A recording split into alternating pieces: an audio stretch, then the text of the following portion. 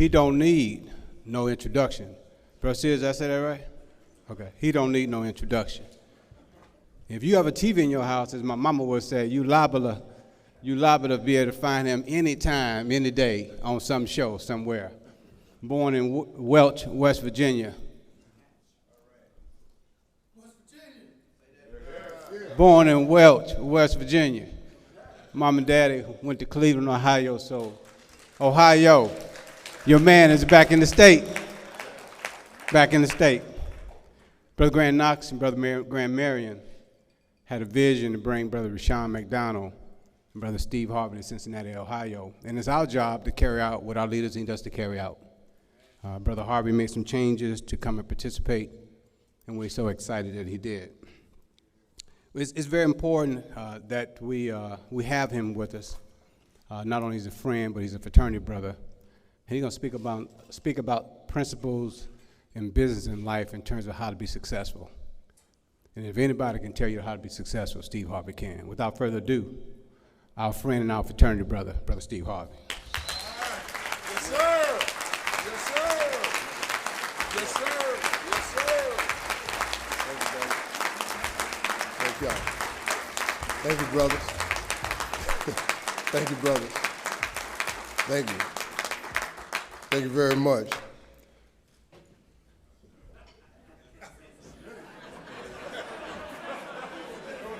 Next time y'all have me here, I got to be brought in by him.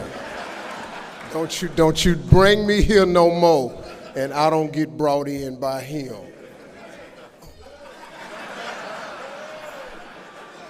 I wants that. I had a lamp around my neck. I wants that. First of all, let me say something from the bottom of my heart. I am honored. I am honored that you would think enough of me to have me come and share my time with you. I'm honored, I really am.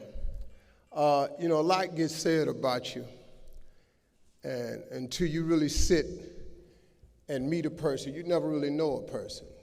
You can read about me. Everything ain't true. Some of it's good. I really am a humble person, I really am. Now, before I start anything I got to say, I have to say this first. No matter what you hear me say, no matter how I tell my story, no matter what piece of information I lay out in front of you, please tag that with "cause of God." You got to understand that about me. Look, sometimes when I'm talking and I'm sharing, it sounds like I'm talking about myself. But behind every sentence, I want you to say, "cause of God," because I get it. This Brother Ricky Lewis, who is a dear friend of mine, probably one of the most dedicated Qs I've ever met in my life, really. When he presented the idea to me, I got to do a lot to move. I'm pretty busy. But when you hear a person introduce you with no introduction necessary, it's because I've accomplished so much. But it's cause of God, though. Look, my life is covered with grace and favor. I'm not a pastor by any stretch of the imagination. I got enough flaws to negate that statement off the top. But my life is favor. Bishop Jakes told me one time, when you got favor on your life, no matter what you're thrown into, you're going to always rise to the top. I have been thrown into a lot, but because of favor and grace, I just keep showing up somehow, man, no matter what they do. And so all of this that I have is really because of the grace of God. Now, I'm going to tell you something. You got to have a tremendous work ethic to be successful in here. In other words, and you can relate to this, you got to have a lot of dog in you. You really do, man, if you want to be successful, because it's going to be a lot of trying times. So you have to have a tremendous work ethic. But you got to have faith. Faith without works is dead. You hear it all the time. You go to church and you learn all these scriptures, but then you don't apply none of them to your life. You're looking at a man who has made the simple application of 3 or 4 scriptures and maxed them out to get here. I maxed out 3, 4 scriptures to get here. I kid you not. I'll share them with you if you want to hear about them, but I maxed out 3, 4 scriptures to get here. I'd love to tell you I'm the funniest person ever lived, but I ain't. Richard Pryor got that. I'd love to tell you I'm the greatest entertainer, but I ain't. Michael Jackson was that. I got all that. But they gone.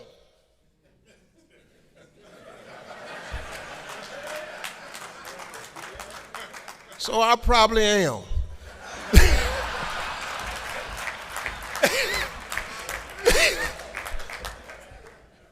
But listen, man, this that I'm about to share with you, and I understand I'll only be doing this for a little bit, and then we're going to open up the floor for questions.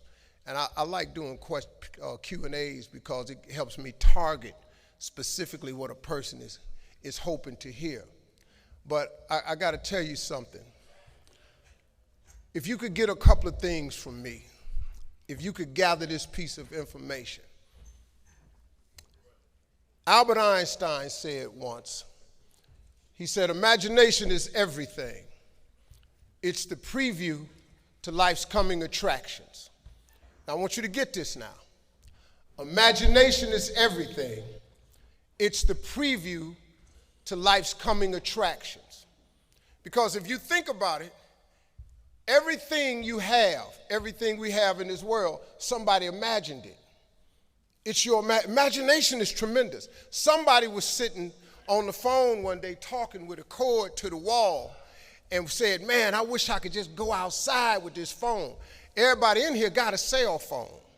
Somebody imagined that. Somebody got tired of riding in a wagon cross country from slavery to freedom. Somebody said, I wish we had something that made these wheels move by themselves. We drive cars. People got tired of driving from New York to LA. Somebody said, I wish we could fly. We got airplanes. Imagination is everything.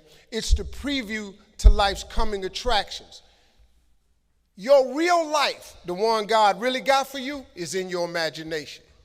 It is not in your current situation or your current paycheck. And if you've been living like that, you have then restricted yourself to a commonality that is really not yours. Because what really God got for you is really in your imagination. Now, since there's a lot of church folk in here, let me tie that to a scripture. Because this is when you really start affecting black folk. See, y'all don't really believe nothing till you tie it to some type of church thing. So let's just go on and do that. And once again, before I start this, I am not a pastor or a preacher. And I can talk for a very small amount of time without cussing. So it's really, I know about the time limit, and I'm going to try to end my speech before I hit that point. Because I want to stay dignified, because this is about the men of Omega. So I'm going to stay dignified.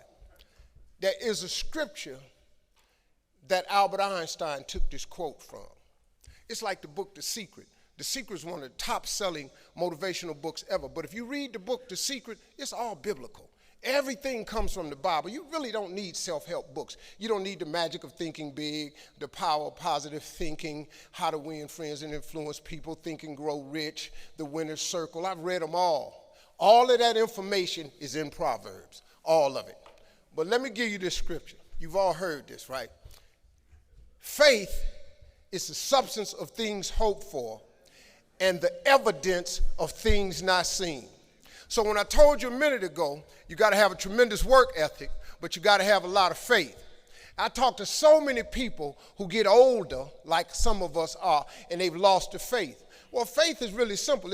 Faith is the substance of things hoped for. All that means is in the beginning, you just hope something pop off.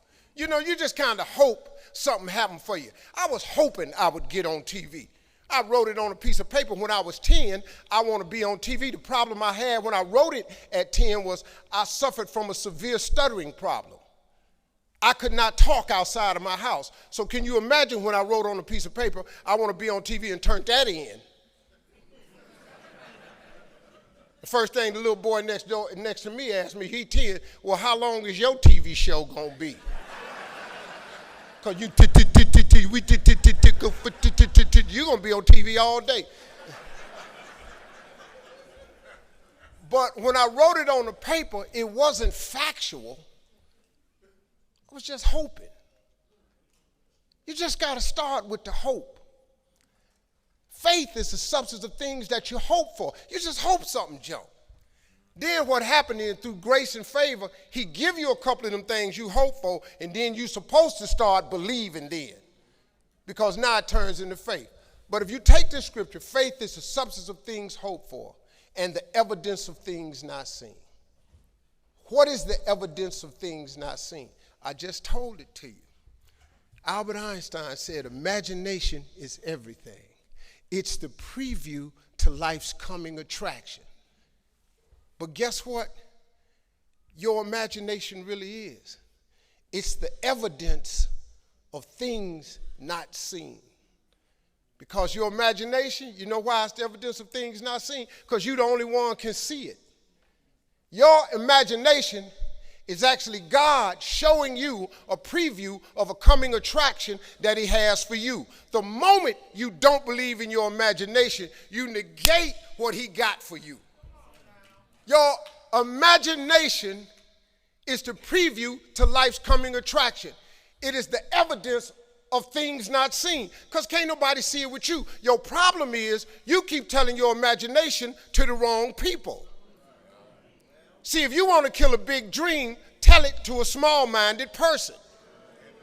It's dead. How many times, man, have you had a tremendous idea, something you thought was the one, and you went and told it to your loved ones and your so-called friends, and they shot it down? I mean, you was convinced that it was just, oh man, I just came to you. And you told it to them and they shot it down. And you thought since they was your loved ones and their friends and they got your best interests at heart, you believed them. You was wrong. You let them talk you out of what God got for you. Some of y'all still sitting here with the ambition of opening a business one day, but you scared to go start the business because you got a job and you got bills. Rich people got bills. Everybody got bills. Hell, I got bills. Everybody owe somebody something. I got something with the bank right now.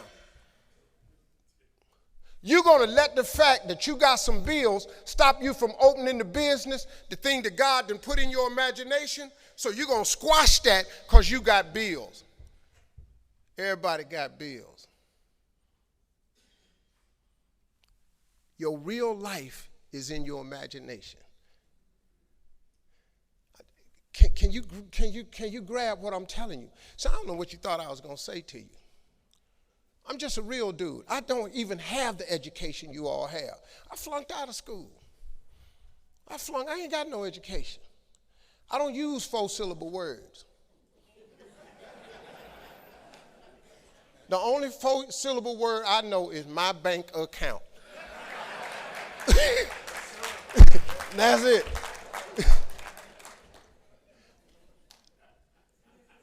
What I'm sharing with you is stuff that everybody can apply today. If you're sitting in here thinking that you're too old to listen to what Steve Harvey, hell, I'm 60. I'm 60 years old. I know.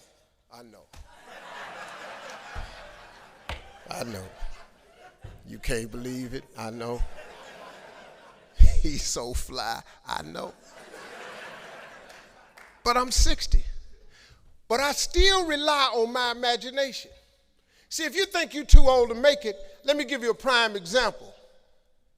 Colonel Sanders.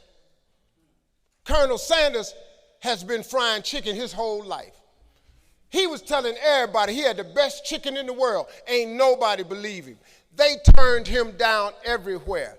Colonel Sanders didn't get a franchise till he was in his 60s. Kentucky Fried Chicken sell more chicken than anybody in the world today.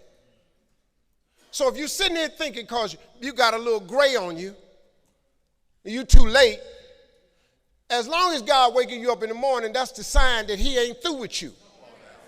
So what you tripping for?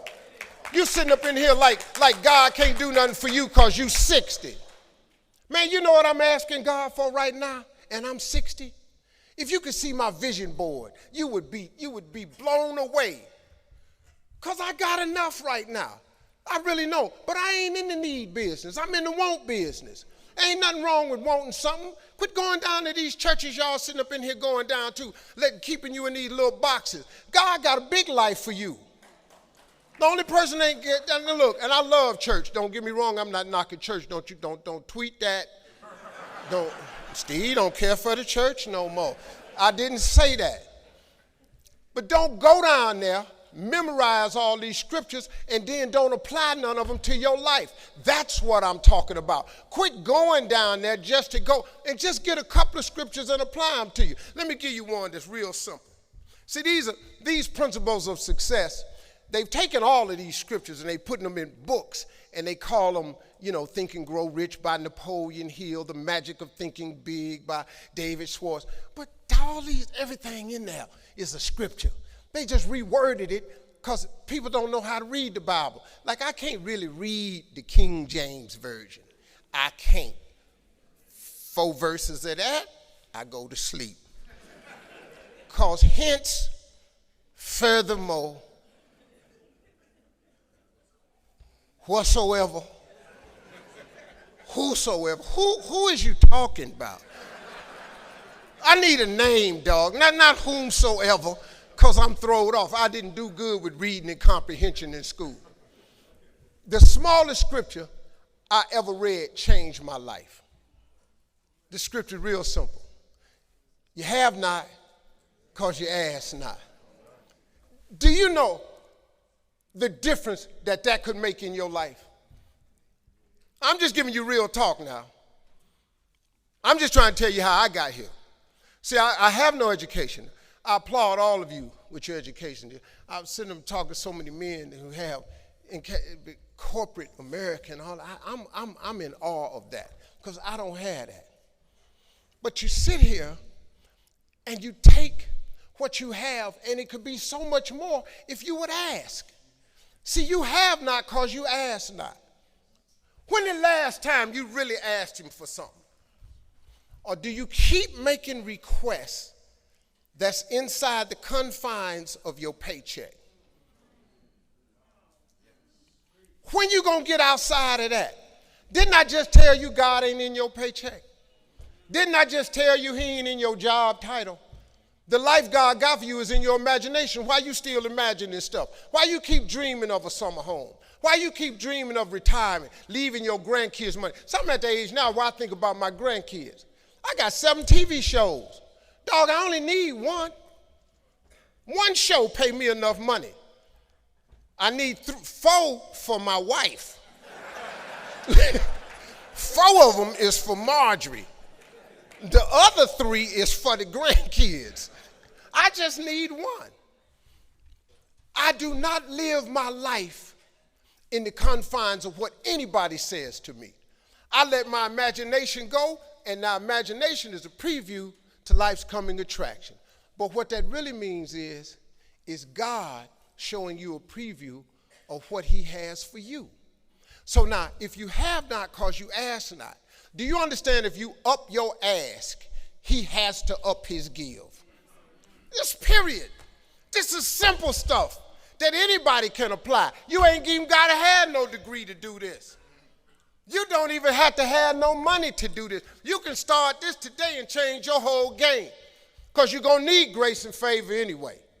Now, I ain't no preacher, but people kill me when they ask me. I was talking to a group of white reporters the other day. They kept asking me, how did I make it? And I kept talking about grace and favor. And they kept asking me, who's your agent? It don't matter. Who? Y'all, why you skipping over what I'm trying to tell you? You need the dream, the faith, and then he put his grace and favor on top of it. You gone. But you got to ask for something. If you up your ask, he got to up his give, period. You have not because you ask not. Quit asking God for little bitty stuff. Lord Jesus, help me make my rent. Don't he always? All y'all got somewhere to stay. How about this?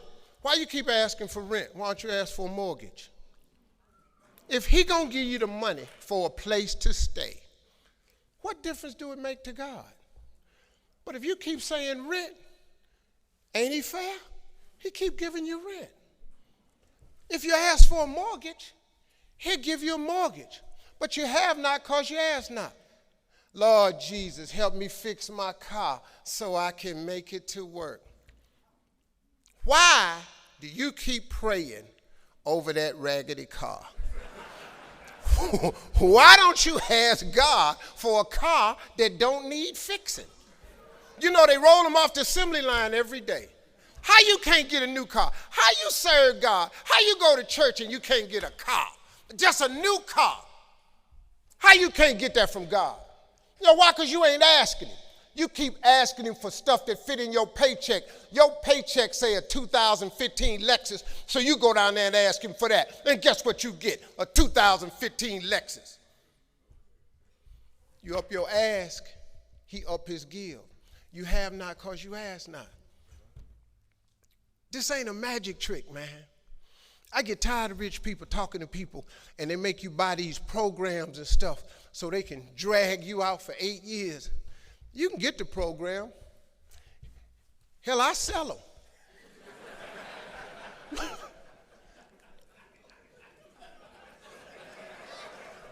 Did I just say that?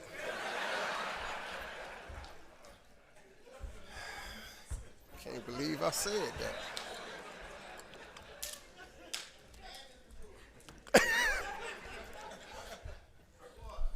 Listen. I have asked God for some tremendous stuff. Everything he hasn't given to me is on the way. I have no doubt about it. Why would he not? See, can I tell you what really prompted this thinking in me? When I was homeless, I lived in a car for 3 years. I made some decisions in my life, man, and threw myself off a cliff. My decision in October 8th, 1985, I walked into a comedy club for the first time on a dare from a girl. Jesus.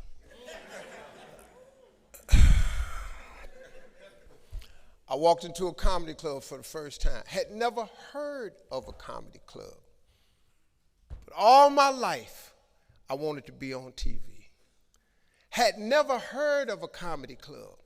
October the 8th, I walked into Hilarity's Comedy Club in Cuyahoga Falls, Ohio. That's right outside Akron. I signed up for the following week because I just wanted to see what the comedians did. Man, I saw live stand-up for the first time. They had 10 acts supposed to go up. 9 of them went up. The 10th guy got scared and ran out the door. So I had signed up for the following week. The guy says, listen, we lost our 10th act. We're going to go to the phones. We're going to go to the week from next week. If Steve Harvey's here, come on up now. And the crowd started clapping. I was eating a chicken wing and drinking some grapefruit juice, and I turned to the girl, and I said, it's a dude in here, got the same name I got. She said, you the stupidest bastard I know.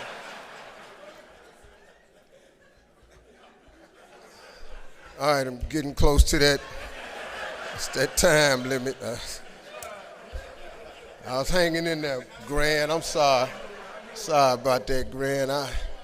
How long was I up here for? Did I get 20 in? Amen. Usually around 15, 20. So I ran up on stage. I don't even know what to do, but I just started talking about boxing and stuff that happened to me. Audience was hollering, laughing. They brought all 10 of us back up on stage. They had a clap off. I won the clap off. I won $50. I cried from Cuyahoga Falls to Cleveland. The girl kept saying, why you crying? It ain't but $50. I said, no, you don't understand. This way more than 50. This what I do. She said, what you mean this what you do? This just your first time. You don't understand. Something happened to me. I won amateur night. I went to work the next day, October 9th, 1985, and quit my job. You've all seen this book I got out in this video called Jump. Oh, I jumped. Now, I don't recommend that you do it that way. because 2 years later I was homeless. Because the first year of comedy I made $3,400. The next year I made $4,800. And the third year I made $5,300. I got a wife, a set of twins. I'm sending every dollar I got to them. So I tried to live on $50, $75 a week. Gas was 38 cents a gallon back then. I just stayed in my car. So I lived in my car for 3 years. 3 years I lived in my car. And what happened was, I just said, man, so I used to fish all the time to eat, because I'm a fisherman, I'm a bass fisherman. So I used to stop at lakes and ponds and just fish. And every month I get run off from somebody's land. Hey, get away from here. Hey, move along, that's not yours. Hey, stop fishing here. I just get run off. And he didn't understand. And one time I had fish on the line. They said, you got fish on that line? I said, yeah, throw them back. I had to throw them back because I used to stop at rest areas with them little cast iron grills. I kept charcoal in my car. I started a fire and I eat fish. There's some days I wouldn't eat. So they thought I was just fishing, but I was eating. So I said one day, I said, man, you know what? One day, man, I'm going to get myself some land. I'm buy myself a piece of dirt. So fast forward, God bless me. I get on TV when I'm 38. I'm on Showtime at the Apollo. Lord, have mercy. They gave me my money. I saved my money up. I saved $250,000. I said, I'm going to give me some land. I went to Texas, and I'm about to buy some land. But before I went to buy the land, I was curious. I just had the thought. I said, man, I wonder how much land is on earth? How many acres is on earth? Because, you know, it's not going to change. You know, God lets you fly. God lets you dive on the water. God don't let you make dirt. Can't make dirt. So I looked it up. It's roughly over, just a little bit over, 36 billion acres of land. 36 billion acres of land. So I just got a little bit more curious, and I said, well, how many people on earth? I looked it up, and there's about 6 billion people on earth. So I did some Steve Harvey thinking. I said, okay, if it's 36 billion acres of land, and it's about 6 billion people on earth, everybody ought to have 6 acres of land. Not just me, you know, just thinking. So I asked God, could I have 6 acres? That's all I wanted. Because you know the one thing I wanted? I didn't care if I put a house on it or nothing. I just wanted to be a stand somewhere and couldn't nobody run me off. I just wanted.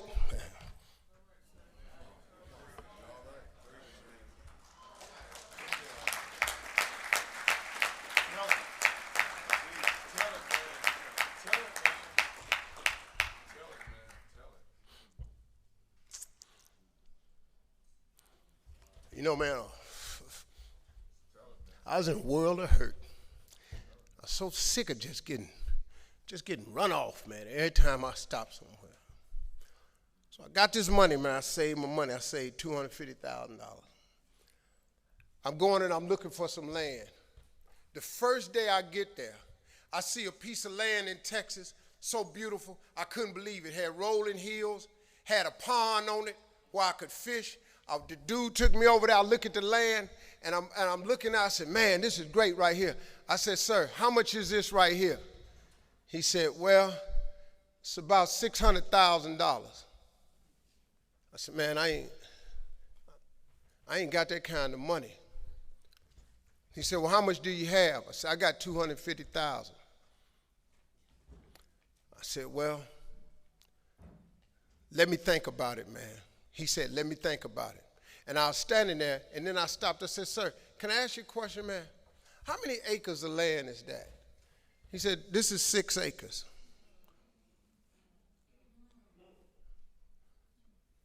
Six years ago, I just asked God, just give me 6. See, I didn't want a whole lot of acres. I just wanted my cut. Just give me my 6. And so I said, ain't this crazy? So I thought about it. I said, man, what can we work out? Right before I got ready to say it, the guy that took me over there said, Steve, let me show you something right quick. He took me over to this hillbilly's house. Took me over to this hillbilly house named Jerry Campbell. Now, I don't really care for hillbillies because, we don't, I just, when your voice, I believe and I don't let. When I hear that, me and you probably ain't going to work out. I'm from Cleveland. I do things. I don't want no trouble. I met this hillbilly.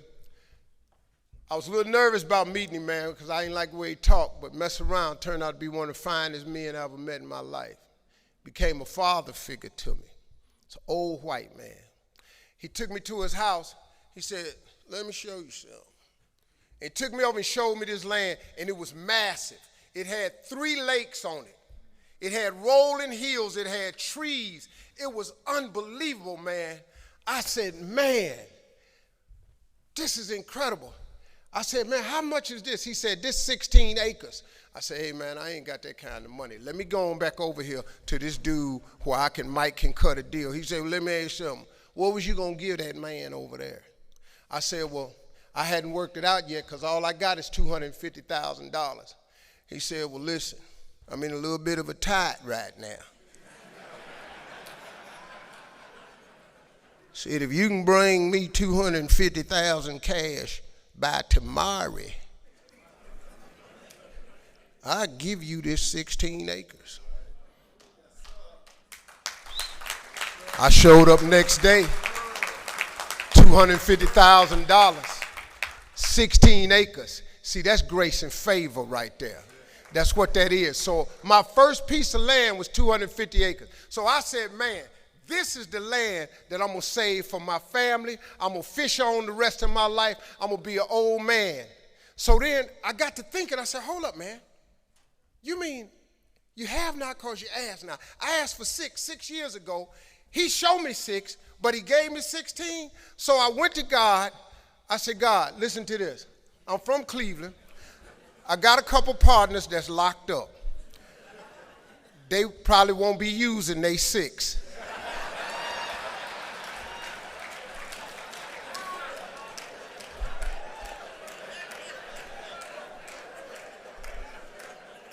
So I said, Lord, could I have a 6? And he said, yeah. So every time acres came up available around that 16, I bought it. And I bought 6 more. And then I went back and I said, well, Lord, all my friends ain't locked up, but some of them just ain't, they just ain't nothing. They don't want nothing. They ain't trying. Could I have a 6? So he gave me they 6. And so then I was doing a show one time on HBO, a friend of mine. He's an atheist. He don't believe in God, but he got a late night show.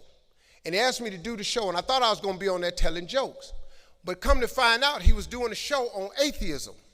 And I turned him down. I said, I don't want to talk. He said, man, why don't you come and talk? You're a man of faith. I said, well, I don't like arguing with people who don't believe in God. You don't believe in God, I think you a fool, and I'm pretty sure since I believe in God, you think I'm a fool, and I don't think 2 fools ought to be standing around talking. Let's just end that. He said, man, come on and do the show. So we did the show.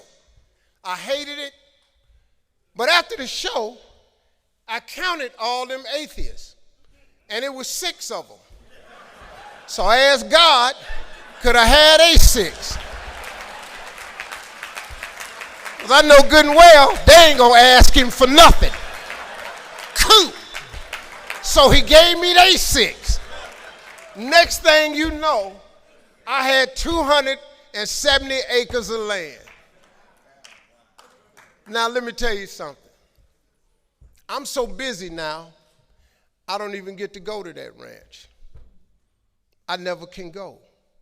And I thought I was going to be fishing and save it for my kids' rest of life. But God had another plan for me. That's the ranch that I have my mentoring camp on. I bring 1,000 black boys out there with 1,000 single mothers.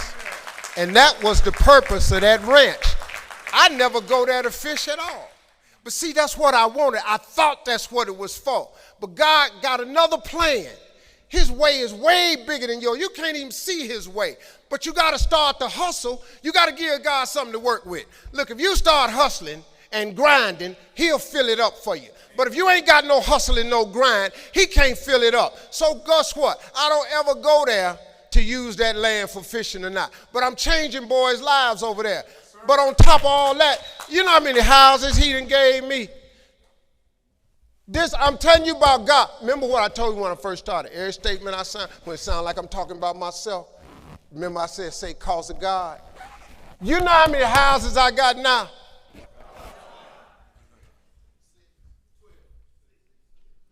They counting them up. 6, 12. No, I ain't got that many houses. But the point I'm making to y'all is, you have not because you ask not. See, I'm giving you stuff you could do. You can talk to people all day. They got video out right now. You can go online, $39.95, how to buy a house with no money down. If you're stupid enough, think you can go buy a house with no money down, go ahead. You might can get it with no money down, but at closing,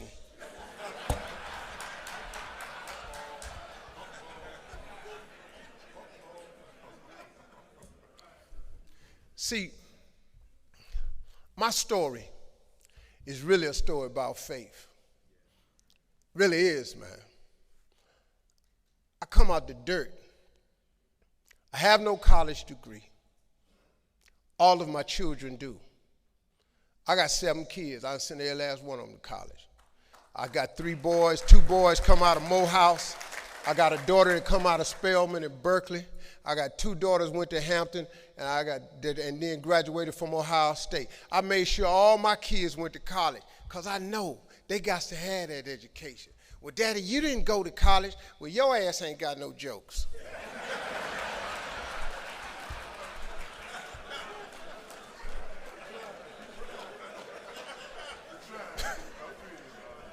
I slipped again, I'm sorry.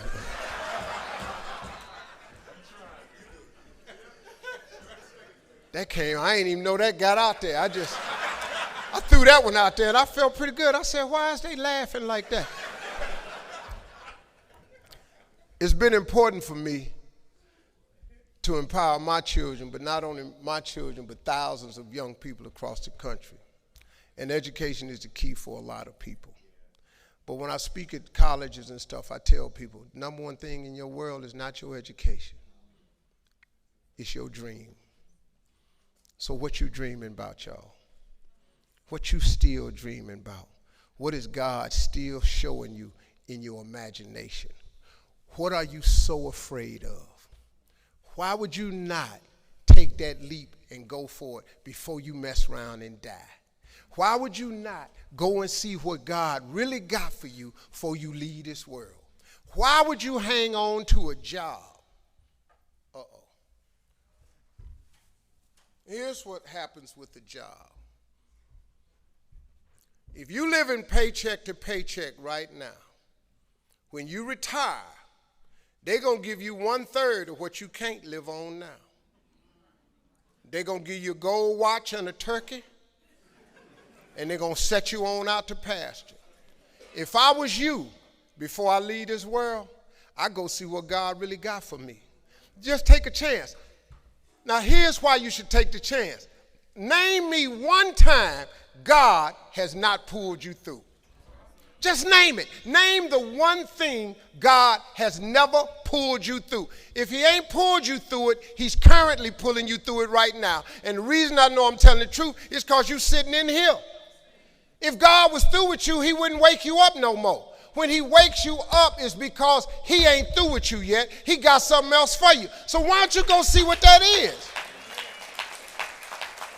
Look, it's mostly black people in here. Why we keep living our lives like we still slaves? Why we got to live our lives like we owe them something? Man, you owe yourself something. Go be free. Go see what God got for you. Oh, Steve, that's easy for you to say. You rich. Hell, did you hear me? I lived in a car for 3 years. On October 8th, I won $50. October 9th, I quit. How big a jump you want to take? You ain't even got to do that. A lot of y'all got savings. You may not have 3 years up, but you only need a little bit. Just jump. Go see what God got for you. Quit sitting here in your life posturing like it's okay. Quit funking the fake. Quit faking the funk. Quit Quit got people thinking you something you ain't, man, when you really know you won't be something else. Can I just say that to a room full of black people? Dog, I get tired. I was speaking at Villanova last year. I had to stand up and pull myself together. I couldn't wait to come here. I couldn't wait to come here so I could just be my natural black self. I just get tired. You know, look, I'm a host of Little Big Shots and Kids and Family Feud. I got a talk show. Let me tell you something, dog. I got 6 TV shows on the air right now, and all 6 of them is #1 in their time slot. Cause of God. Now, with that said, do you know how I have to be the majority of my life? Something for somebody else. This is the first room I've been in where I ain't got to be that. You know, I talk just like this here. I don't have no big words. I'm just telling you just like it is. You ain't got to believe me, but you can look at me. I'm telling you, it's proof in this here now that the God you serve really will give you what you ask for. He will. I'm not your preacher. I'm a hood dude that done messed around with no education, the mess around got to the top of the TV world, balling out of control. And I'm telling you, I was homeless and lived in a car, and I ain't got no education. Now, y'all in here got degrees. I see it on your forehead. Yes. I can tell by the way you listening to me. You know how to listen. You know.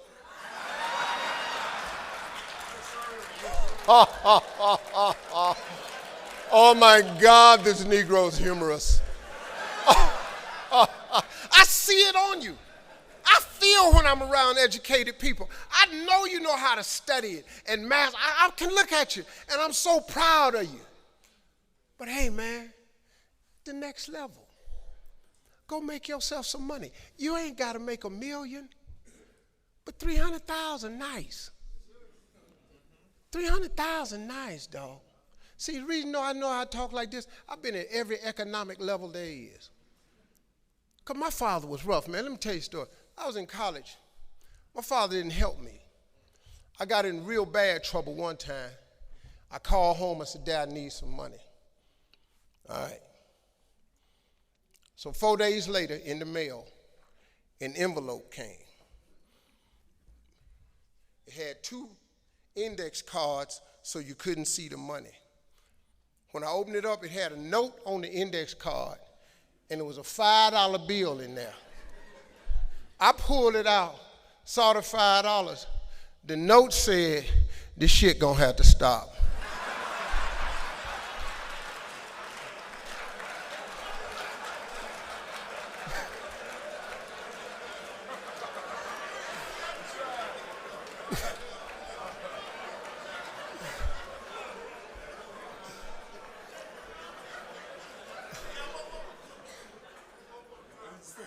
That 4 times. But that's what the note said, though. You would lose effect if I did not read you what my daddy wrote me. And my daddy dead, so I think that's a free one. You'll just let me have. That's how my father was. I'm going to support you, but just enough to keep you from dying. This is enough to buy a sandwich and some water so you can live on to the next crisis. So I've been at every economic level. I know what it's like to make $3,000 a year. So when I tell you what 300 feel like, see, and enjoy the ride along the way. Quit waiting until you're a millionaire to celebrate. There's joy in the journey. Listen to me. If you was making $50,000 and you now make $100,000, there should be a mini celebration in your life. When you go from $100,000 to $250,000, that should be another mini celebration in your life. You got to buy some stuff to reward you along the way. There's joy in the journey. You don't have to wait till you're a millionaire. I want to be a billionaire. I really do. Because there's 3 black billionaires. Oprah Winfrey, Michael Jordan, and Robert Smith. I didn't research it. You know, I researched because that's where I want to go. Well, Steve, why you want to have $1 billion? Because they printing the money? There's joy in where I'm at right now. Oh, please understand I'm cool. But if I could get $1 billion, though. See, Brother Blue has traveled with me up to Washington, D.C. to Dr. Ben Carson at HUD. Well, let's talk about that for a second. Immigrants. Jesus. I done had some things happen to me, man. President Obama's transition team. I was getting off a plane one day. Assistant called and said, Steve, it's President Obama's transition team. President Obama and I were friends. I've interviewed him. He's been on my talk show. I've been to the White House and interviewed him. He's been on my radio show more than anybody's show. I go to their parties. We friends. So his transition team called me around the 9th of January and said, Steve, the president feels like it's important that we sit down and have a conversation with this new administration to see if there's something we can work out. Not President Obama, just his transition team from the White House. I said, okay, cool. Next thing I know, the Trump administration transition team gets in touch with the Obama transition team. My name come up. So on January 13th, they asked me to come to Trump Towers to meet with Donald Trump. Now, the hell I caught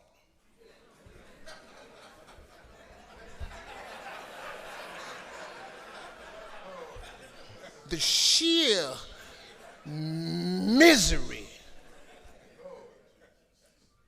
for making that decision. I've been so many coons, Uncle Tom, sellouts. I was stunned. I mean, the brutality of what happened to me on social media behind visiting that man in Trump Towers, it was alarming. But I'm sitting up in here and I'm trying to figure out, because you don't know, so since you don't know, here come the hate. Uncle Tom, sellout, coon, Steve Harvey, shoe shining, celebrity friends I thought I was really cool with, coming out talking about he ought to know better. What the hell wrong with him? Whoa. If President Obama, the current president, and the incoming president say they want to talk to you, which one of you ain't going up there? Just raise your hand if you wouldn't go, so I can see how stupid you are. Now just go ahead. I just want to see. This is what I be really wanting to say. See, I can't say none of this in front of another group, but since it's us in here, oh, I've been wanting to say this since January 13th. You better believe this right here. I've been waiting on the right crowd. Well, I'm in front of a bunch of friends right now. So see, I can say this because I'm around a bunch of friends. You understand? Friendship is essential to the soul. You can live without your father. You can live without a relative. You can make it without your mama. You can't live in this world without a friend. Friendship is essential to the soul. Ophilima filii sucus. That's friendship is essential to the soul.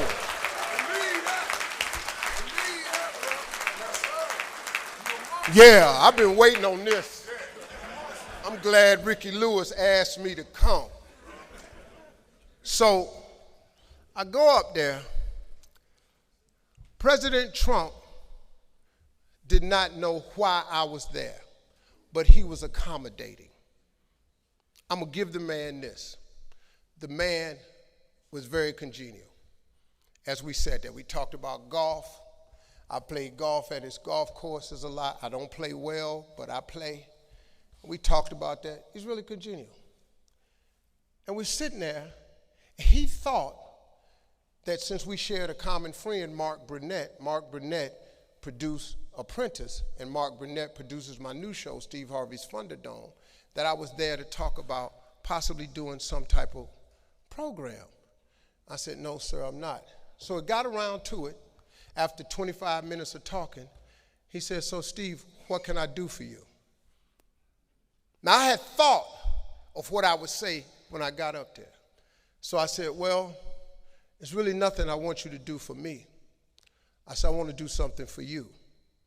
And he said, President Trump said, you want to help me?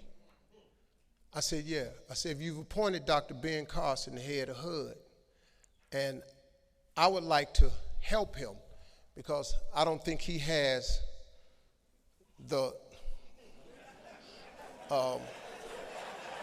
celebrity or the name notoriety to get to these inner cities. I've been in inner cities my whole life. I got the key to 32 cities. I've been stand up a long time. I said, I can help him with some of these urban situations because I'm from there.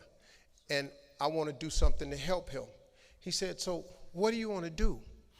I said, well, I have a mentoring program, but my mentoring program is restrictive because I can only do about 1,000 boys. And I can do them only one time a year in each city. I want to create vision centers around the country where I can take these schools that you're closing in the inner cities, take HUD funds, put it with them, and then go in and refurbish these schools and buildings and turn them into a place where boys and girls can come and learn life skills, and parents can come and learn financial skills, literacy skills to make it. And then eventually, I would like to build vision homes around it to help support these communities so we have wonderful communities. I want people who are less fortunate to have a better way of life. He said, I like that. Let me get Ben Carson on the phone right now. I kid you not.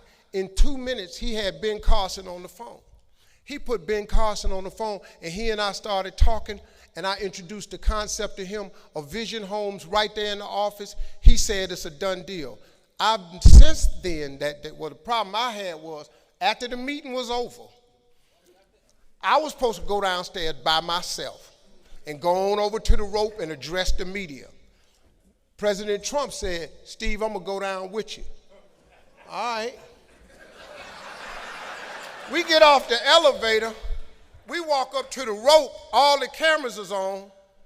And first thing he said, what we're going to do first thing in this office is replace and repeal Obamacare. I'm standing there. I went, look at the tape. Go back and look at the tape and look at Steve's face. Because I'm going, there ain't shit we said upstairs. I'm sorry. I'm sorry. I'm sorry. I'm sorry.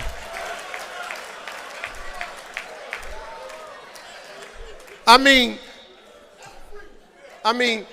that's not what we said upstairs. But I was stunned, and I'm sitting here going like I'm supporting this here. I ain't said nothing like that. So then when he walked off, I was standing there with Greg Calhoun, another frat brother, and Gerald Washington, Crump, what's up, man? That's my man right there. You a bad boy. Man, that's my man right there. I'm sorry, I'm a fan of his. Benjamin Crump, attorney. So I'm sitting here, and I walk up to the media, and I go, I'm just messed up because, man, it just looked like. And then next thing you know, all over social media, Steve supports Trump, repeal and replace Obamacare. We ain't never even talk about Obamacare. But that's what God said. And then after that, y'all did your boy. It wasn't white folk, it was y'all. Yeah, this wasn't a black, this was an internal. White folk don't even know what Uncle Tom Coon is. Y'all was doing this here. Oh, you was doing your boy. To hell with my track record. Damn what I done in the past. You ain't sugar honey iced tea right now. I cleaned that up, see how I did that. I didn't want to though. I wanted to go ahead and fire another one off, but I figured I had got too many in. You ain't sugar honey iced tea no more. Ooh, I don't like saying that. Black people took to social media, and boy, all my family had to close their accounts down because y'all was just lacing me. Not y'all per se. Most of y'all don't even, hardly any of you blog, but I'm just talking about us. And just went because I don't know why we love destroying each other. I don't know why we take such pleasure and when he gone. You know, I was talking to Kevin Hart the other day when he went through that whole thing about the girl. Kevin Hart said, man, it's amazing how they cheer for you on the way up because they love a success story. But then once you get there, their whole mission is to bring you down. And they was just on that social media just lacing me, man. Like I don't do nothing for black folk. Like I just ain't been black this whole time. The hell you gonna call me a Uncle Tom, a coon, and a sellout? I'm 60 years old. You know what I done seen? I seen what everybody in this room that's 60 done seen. I done felt what everybody in this room done felt. How they gonna call you Uncle Tom and a coon because you're at the top of the corporate ladder? Now some black person ain't got nothing want to sit up and call you an Uncle Tom and a coon because you done betted yourself. Ain't that about la-di-da?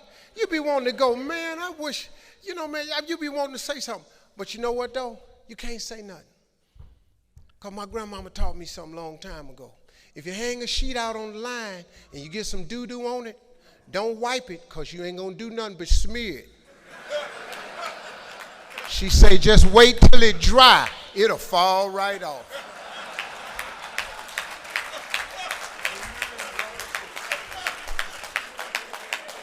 So when they kept on trying to, I just shut my mouth. I stayed quiet because I knew I had a purpose.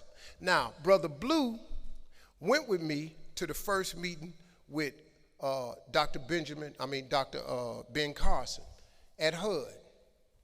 We have started an initiative. The first one will open in Detroit because that's where Dr. Ben Carson is from. The vision centers have been okayed by the White House, all because I took a step and went up there and said it. I didn't even come up with the vision center concept till the night before. I just told God, I asked God, man, just tell me what to say when I get up there. Because what I'm supposed to say, I don't even know what to say. What do I say to Donald Trump? I told him when we were sitting there, I said, look, man, I ain't vote for you.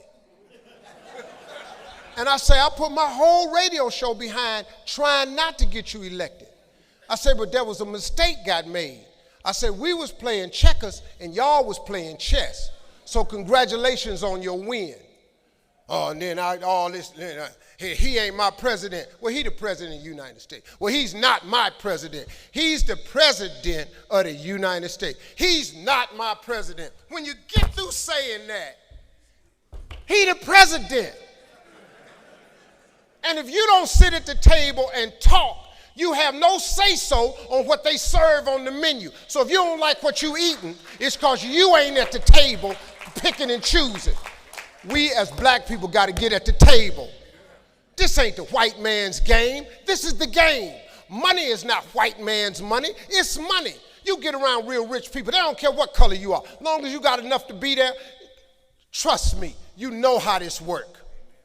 That's racism on every level. But we black, man, we can rise above this. So when they got through eating me up, me and Blue went up there. The first one they're going to open is a vision center in Detroit.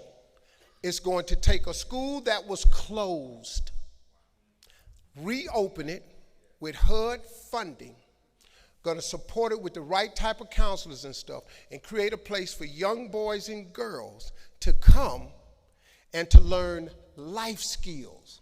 See, what our kids don't know how to do is dream.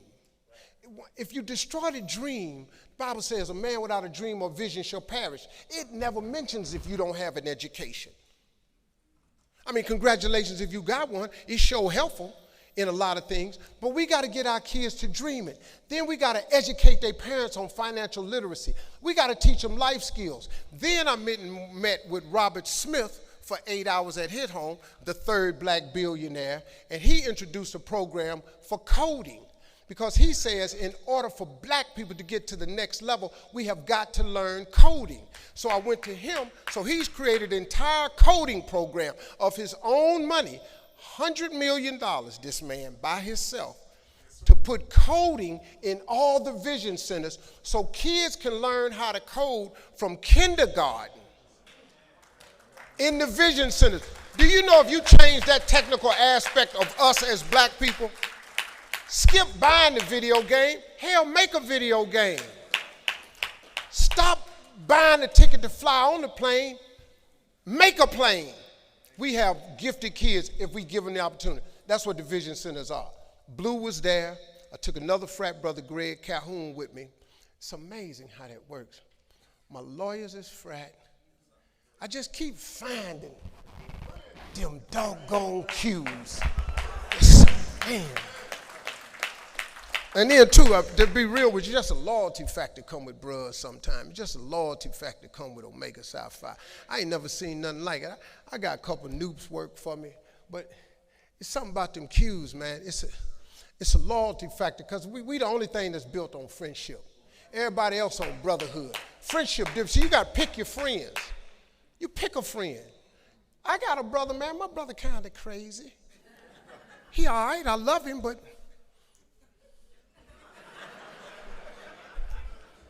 he was just already here when I got here.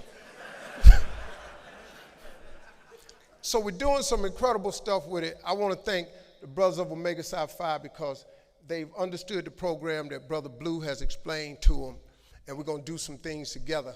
A couple of these housing developments I envision as Omega Psi Phi presents the vision home for a certain city. I would love for that city to be Atlanta, Georgia,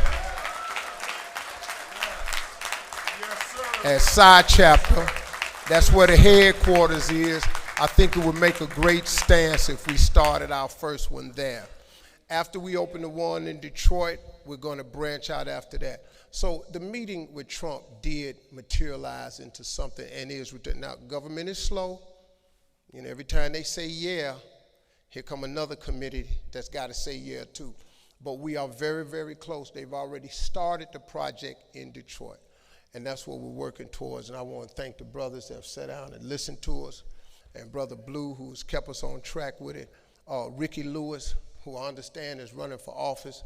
And I just one of the finest brothers I ever met in Omega Psi Phi. I know nobody more committed to this frat that I know personally. It's a lot of great brothers out here, and I'm pretty sure whoever else is running, this is not a slight on anybody else that's running. Please don't take me. I ain't on the campaign trail or nothing.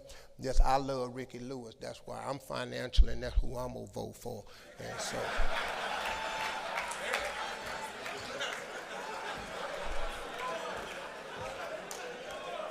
And if he is elected, I will continue to donate very large.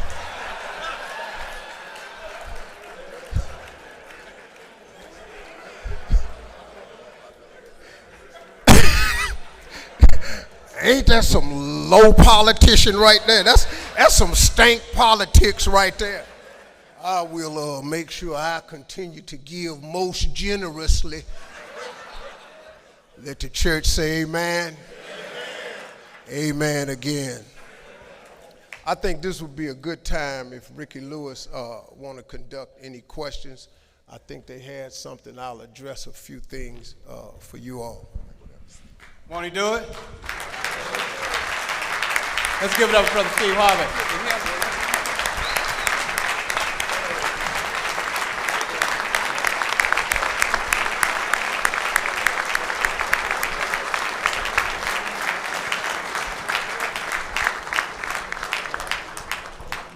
So we got about 35 minutes. The first curse was at 21 minutes. I was trying to keep him track. Joe Torres said, team, you timing it? I said, yeah, I'm timing it. So we got about 35 minutes. Let's. The questions are open for the brothers, guests, AKAs, Deltas, whoever. It's a great opportunity for us to get any questions Steve can answer for anybody. Just raise your hand. We'll bring the mic to you. We got about 30, 35 minutes, and we're going to stop, take some pictures. We know a lot of folks want to take pictures, and then we can take it from there, okay? All right. Ask the question. Brother Grant said no long term. Brother Cunningham, you up. Yes, Brother Harvey. Brother Harvey. Yes, sir. What advice would you give to a young man who wants to get into writing films and stuff? I have a son that's interested in being a film writer. What advice would you give a young man like that? First thing, whenever somebody asks me that question about show business, I always go back to this. Make sure that your ambitions for show business is tied to your gift. Too many times people come to show business because they just like the look of it, they passionate about it, or they pursue something that they're passionate about. Please make sure before you come to this business that you are gifted at it. The Bible says your gift will make room for you and put you in the presence of great men. It does not mention your passion. You have to be gifted. Most people are not successful today because they never tie their work ethic to their gift. They keep tying it to their education and their passion. Well, what are you gifted at?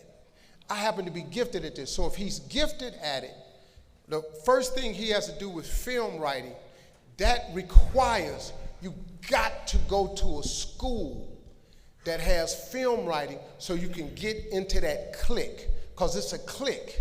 Film writing is a clique. And once they know that you're in it and they can see the talent in you, then that thing leads now. But he has to go and get into film writing. And you gotta go west. They make movies in LA. Yeah, everybody trying to make it from their house. If I'd have stayed in Cleveland, I never got here. You got to go out there. That's my suggestion. Yes. You was born in Welch. What holler? Was you in the holler? Haverco? You been on Elk Mountain? Okay. You graduated from Welch High School. Wow, how old are you?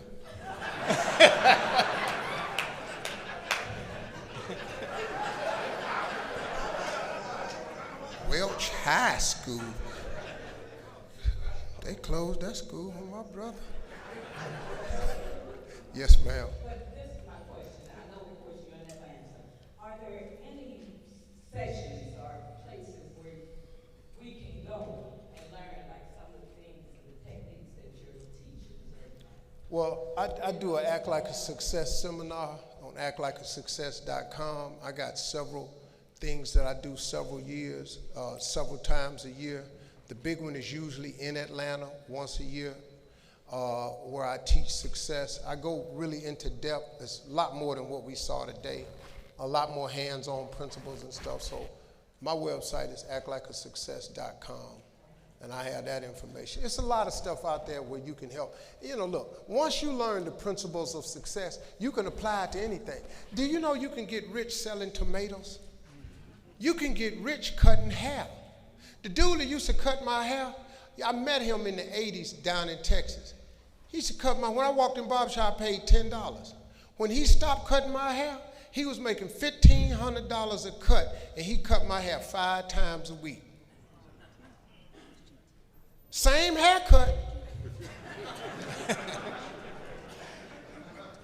Messed around and got clicked in out there in Hollywood, and it was $1,500 a haircut. So when he wasn't cutting my hair, sometimes he cut Bernie hair. Then he go over there and cut Sayers' hair. Then he cut DL's hair. It's $1,500 a cut. He would finish up some weeks, man, that dude make $15,000 in a week cutting hair. Once you learn the principles of success, you can apply them to anything. Greeting, Mr. Harvey. My name is Reverend Foreman. I want to first thank you for what you do and to say, as a minister, I'd rather see a sermon than to hear one any day. I would like to apologize for my, Jesus, God, I didn't know he Don't worry, I'm a former naval officer and I don't have virgin ears. But I'm also a native of Atlanta, so I definitely praise you for going and returning to my hometown. However, I've lived in New York for the last 22 years. And I'm a math specialist where I teach at an all-boys school in the Bronx called Mount St. Michael. Having said all that, over the years in education, they've done away with shops, wood tech, automotive, electrician. When you speak of these, your vocation, when you speak of these life skills in your vision centers, will those things be components of the education they expect for the youth? Right now, we are focusing on a lot of STEM, science. We're focusing on STEM because that's where it's going. And so many of these jobs are being taken away by automation that our focus right now is there. But I do think once you teach a young person. See, at my mentoring camp for boys, we only talk about two things, three actually. We talk about manhood, we talk about dreams, and we talk about discipline. Once you can get this in a boy, then he can take it and apply it to anything. He can become, if he wants to work with his hands as an auto mechanic, but we got to get the basics. But this vision center, because it's tied to government and HUD, you have to be a little bit more broad with them. And so STEM is a lot of what we're doing, the coding programs and things like that. I'm just being honest with you. Yes, sir. Thank you, brother. Yes. Thank you, Mr. Harvey. Big fan. Thank you for clearing up the situation with Trump. I know you also got a lot of slack with the Paula Deen situation. And do you mind clearing that up as well, or elaborating on the Paula Deen? Because a lot of people thought that she was a white supremacist or she was a racist. You won't. Okay, pull up, Steve. the black in me was rising rather quickly. Pull yourself together. You talking about the Paula Deen when I had her on my show? Yes. Look, it's like this. You really think Paula Deen is the first person used the N word? Look, man, here's the deal.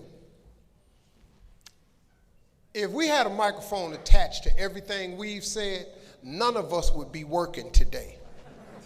None of y'all would have jobs. If there was a microphone attached to everything you said. I'm this way, man, like with Paula Deen. I'm in the second chance, third chance business. I can't count the chances God done gave me. If I'm gonna hold you to you use the N word to somebody 20 years ago, and now you ain't nothing the rest of your life, I ain't that person. I ain't in the judging business. She got to go to heaven. She got to deal with God with that. So when she came on the show to apologize, I let her come on the show to apologize. Now, obviously, it's still been bothering you a little bit because I have forgot all about the Paula Deen thing. But see, keep on, though, pimp. Keep on. I'll be outside right after this here. That's that hood side of me, that other dude that I be wanting to say that I'm just messing with you, bro. I'm just kidding. But yes. Steve Harvey, I want to say to the brothers, first of all, you've always been a big brother to me. I remember the first time I called your show, young Omega man, so I represent this kid named Trayvon Martin. You got me through, and ever since then, when I called about Michael Brown, you got me through. Tiffany Crutcher, Terrence Crutcher, twin sisters here. You stopped the show. We did a 20-minute interview. And so I want to thank you to let the brothers know Omega Psi Phi matters. And Steve Harvey is a good man of Omega Psi Phi. Thank you, brother. Thank you. Thank you, brother. You said it so many times on the radio. We got a lot of fathers, a lot of men out here. What advice can you give these fathers, these men of Omega, about how to protect our children, whether it's Terrence Crutcher, Orlando Castile, Trayvon Martin, as you've done so often on the radio show? Well, listen, this problem that we have in our community will not be solved by the government. It will not be fixed by the police department. It won't get fixed by martial law. It won't get fixed by nothing they talking about up in the White House right now. To fix the problem in our community, it requires us as black men to become hands-on. See, what happened to us, brothers, and let's just be honest, this baby boomer generation that we are, from 50 to 70, what we did was we were so busy benefiting from the civil rights movement, so busy taking advantage of affirmative action, so busy climbing the corporate ladder, first one in our family to go to college, first one to become a supervisor at the post office. We forgot to teach the generation behind us what real men do. And we lost them. We lost Jay-Z, Ludacris, L. We lost that whole generation because we left them to figure out manhood themselves. This is our fault. Let's just be real right here. This is our fault. We stopped teaching them to be cool. So now they ain't cool no more. Now they hard. We forgot to tell them how to dress. We used to dress for girls at school. We dressed up for women. They don't dress no more. They dress for each other. Who rolls up one pants leg and got their drawers showing and sagging and got a hat to sit down on top of their ears and wear a 6X t-shirt when they really wear a medium? What woman is attracted to that? None of them, because they don't dress for women no more. They dress for one another. We stopped requiring that they write songs that uplifted women. All of our music uplifted women. Oh, I miss you. How much I adore you. We stopped teaching our black boys how to write songs. Now we letting them. Move, bitch, get out the way, get out the way. I got different holes in different area codes. What? We let these dudes start talking to our women this way. We did this. We let them do this. You know good and well that ain't right. We the only race of people that allow each other to talk about their women like this. Chinese people don't talk about their women in music. Jewish people don't talk about their women in music. Country people don't talk about their women in music. Black people, the only one degrade women in music. You got to be kidding me. And that's our fault. So now we got to get back and reverse it and start snatching some of these cats and go, oh man, you can't say this about our women no more. That's our job. I'm sorry. I wouldn't. Hey family, let me say, we're gonna start back to questions. Family, let me say something. We brought Brother Harvey here just to be in the confines of the brothers and our guests. Please, nothing on social media. Please, that's what we're asking you. Okay, thank you. Go back, baby. Okay. Bro, Ricky Lewis, under his fine leadership, saw this slipping into something else. Let me get Steve now. Because see, Ricky and Blue, they know me for real. There's another side, and they try not to let that out to protect the brand. I'm a host of Little Big Shots. Yes.